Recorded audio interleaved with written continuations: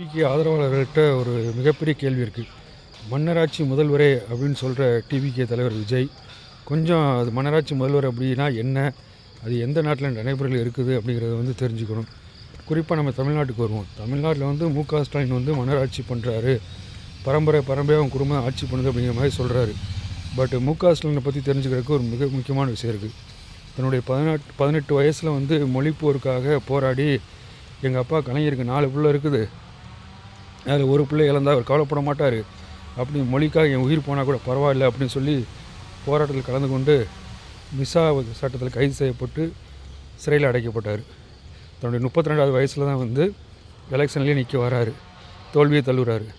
அதுக்கப்புறமா படிப்படியாக கட்சியில் உயர்ந்து 66 வயசில் தான் கலைஞர் மறைவுக்கு தான் முதலமைச்சராக ஆகிறாரு. ஸோ இப்படி படிப்படியாக உழைப்பால் உயர்ந்த ஒரு உத்தம தலைவராக முத்துவேல் கருணாநிதி ஸ்டாலினை கேவலப்படுத்துறது நியாயமே இல்லை.